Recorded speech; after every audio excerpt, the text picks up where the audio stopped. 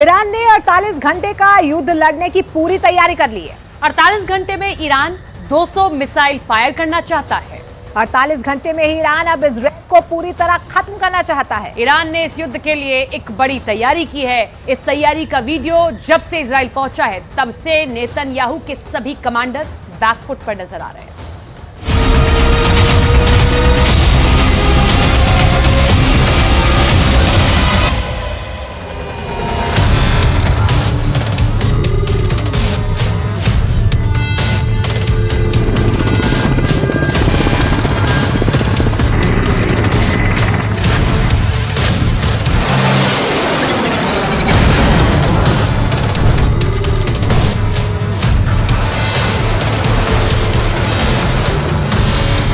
Iran ने फैसला कर दिया है। ईरान ने ताकत की नुमाइश शुरू कर दी है।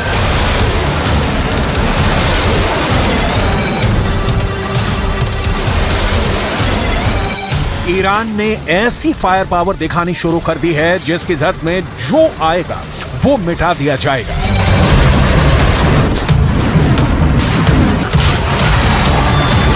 ईरान बताना चाहता है कि इजराइल से वो टक्कर लेने के लिए तैयार है, लेकिन क्या वाकई ऐसा है कि ईरान अब इजराइल से युद्ध करना चाहता है? क्योंकि गाजा से युद्ध निकलकर बाहर फैला तो खतरा तीसरे विश्व युद्ध का जताया जा रहा है, जिसकी आग में पूरी दुनिया जलेगी।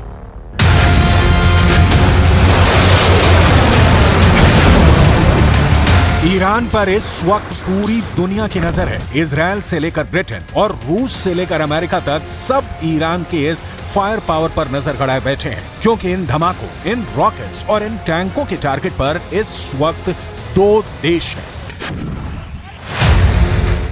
पहला है इजराइल और दूसरा है उसकी मदद करने वाला अमेरिका। इन दोनों देशों से दुश्मनी की सबसे नई वजह इस वक्त गाजा है और वहां हो रही बमबारी।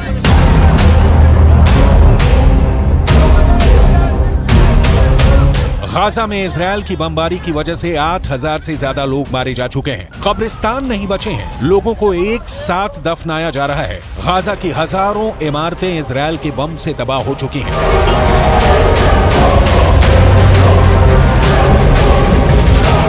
गाजा में 21,000 से ज्यादा लोग घायल हैं और गाजा का हर अस्पताल इस वक्त बुरी तरह जख्मी लोगों के इलाज में जुटा हुआ है। इन्हीं तस्वीरों की वजह से इस वक्त पूरे पश्चिम एशिया में गुस्सा है और इजराइल को बहुत बड़ी वार्निंग भी दे दी गई है। तुर्की ने कहा है कि इजराइल गाजा पर बमबारी वाला पागलपन बंद करे। राष्ट्रपति एर्दोआन ने कहा है कि अमेरिका के बिना इजराइल की सेना 3 दिन में ढह जाएगी। सऊदी अरब ने कह दिया है कि इजराइल गाजा में घुसने की कोशिश न करे, इसका अंजाम बहुत बुरा होगा।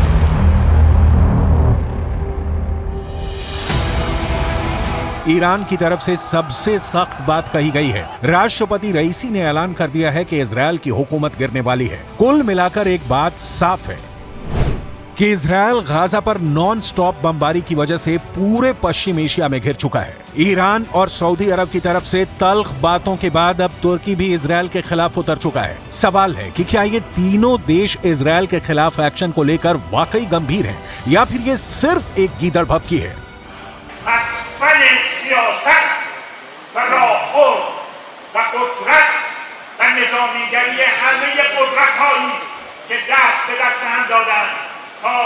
چند هزار کودک را بکشند.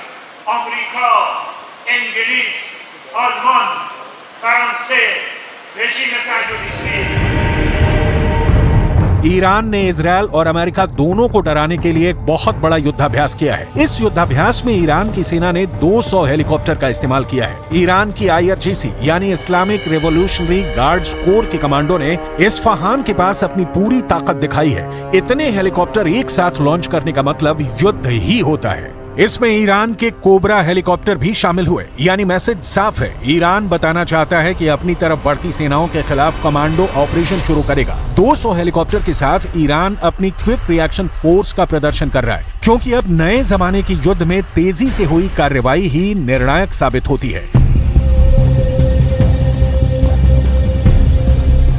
एक बड़ी कमांडो टीम को कैसे दुश्मन के इलाके में उतारना है ये भी दिखाया गया। अमेरिका में बने C-130 हरक्युलिस विमान के जरिए कमांडोज को कैसे दुश्मन के इलाके में भेजना है इसकी भी तैयारी दिखाई गई। लेकिन सबसे खतरनाक मैसेज ईरान की ड्रोन पावर है। यूक्रेन में शाहिद ड्रोन की कयामत वाली कार्रवाई के बाद अब ईरान कॉम्बैट ड्रोन में सुपर पावर बन चुका है। ड्रोन से मिसाइल कैसे फायर करनी है, दुश्मन पर कैसे पिन पॉइंट अटैक करना है, ये भी ईरान के इस युद्धाभ्यास में दिखाया गया। इसके बाद बारी आई है टैक्टिकल मिसाइल, यानी छोटी दूरी पर दुश्मन के टुकड़े पर कैसे सटीक हमला करके हाहाकार मचाना है। ईरान इसका भी एक्सपर्ट बन चुका है। ये सब हथियारों को इजराइल के बॉर्डर तक ले जाना ईरान के लिए आसान नहीं, लेकिन एक तरह से ये युद्धाभ्यास करके ईरान अपने दुश्मनों को बता रहा है कि अगर उसे अपनी जमीन पर युद्ध लड़ना पड़ा तो मुंह तोड़ जवाब मिलेगा।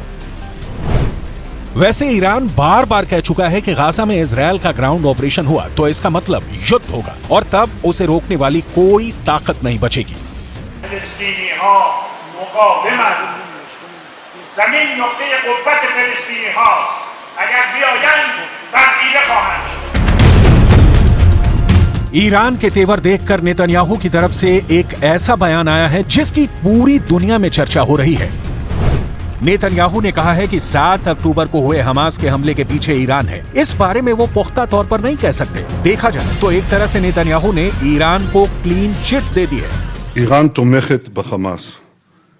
אני חושב שזה 90% בערך מהתקציב הצבאי של חמאס בא מאיראן. היא מממנת, היא מארגנת, היא מנחה, היא מדריכה. אני לא יכול להגיד לך בהכרח שבפעולה הספציפית הזאת, ברגע הספציפית הזה, הם היו שותפים למיקרו-תכנון. אבל זה שהם מגבים את מכונת המלחמה של החמאס, הם מקיימים אותה. בלי הפיגומים האלה אין חמאס. כמו שאין חיזבאללה. सवाल ये भी उठता है कि ईरान से युद्ध को लेकर क्या इजराइल बैकफुट पर आ चुका है और वो ईरान से ये भी कहना चाहता है कि वो भी गाजा से दूर रहे।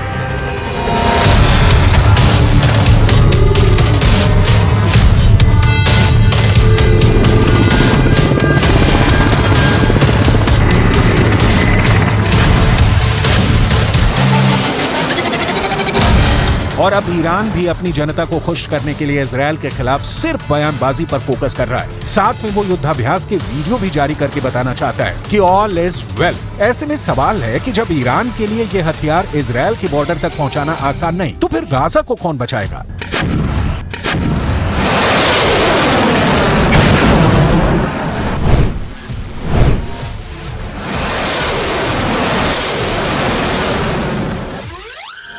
क्या गाजा को खुद को बचाना होगा? क्या गाजा के लिए युद्ध की धमकी वाले बयान सिर्फ और सिर्फ दिखावा है?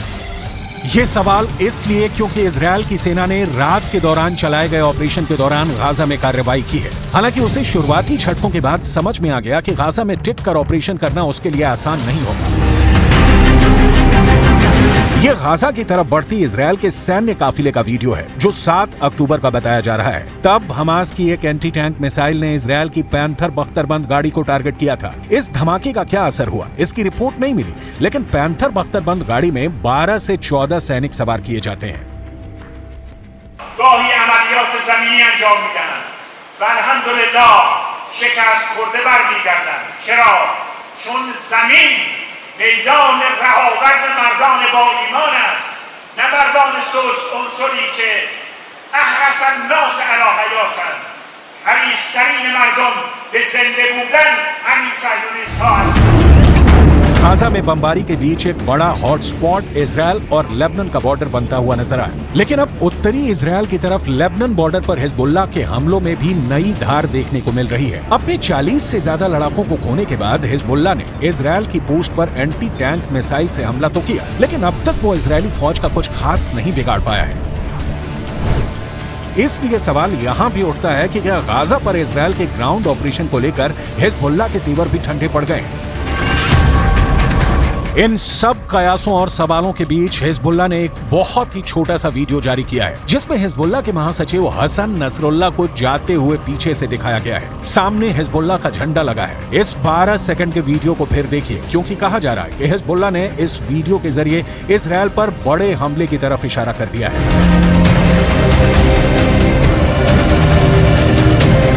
ईरान भी अपनी तैयारी पूरी रखना चाहता है। ईरान ने युद्धाभ्यास में अपने तोपखाने की ताकत भी दिखाई है। ये है ईरान की चलती फिरती तोप, नाम है राद 2। ईरान की ये तोप 155 मिलीमीटर का गोला फायर करती है। देखिए कैसे टारगेट को लेकर तैयारी की गई और फिर जब इस तोप ने गोला दागा तो वो कितनी सटीक जगह जाकर गिरा। ईरान की ये तस्वीरें इजरायल को डराने के लिए है।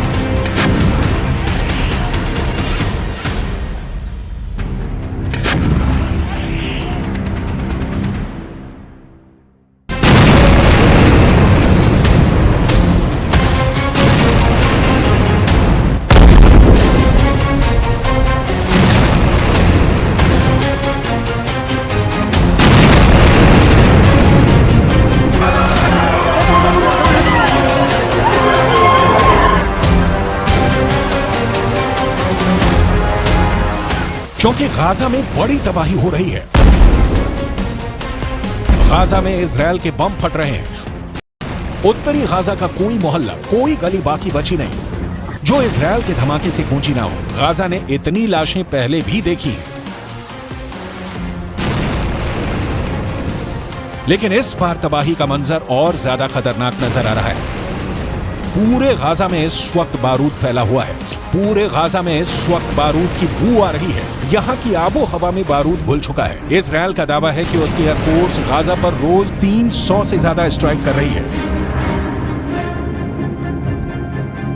लेकिन गाजा से दूर दुनिया में 2 जगह इस युद्ध को कंट्रोल करने के लिए 2 वॉच टावर तैयार हो चुके हैं।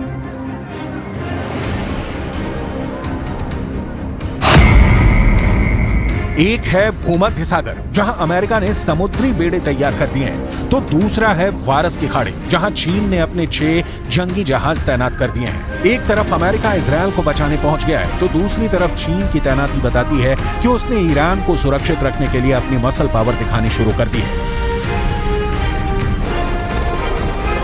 चीन की नौसेना अभी तक दक्षिण चीन सागर में अपनी ताकत दिखाती आई है, लेकिन इस बार फारस की खाड़ी में चीन के 6 जंगी जहाजों का पहुंचना बताता है कि गाजा और फिलिस्तीन का युद्ध अब दुनिया की सबसे बड़ी टक्कर में बदल सकता है। चीन की मौजूदगी भी ईरान का हौसला बढ़ा रही है।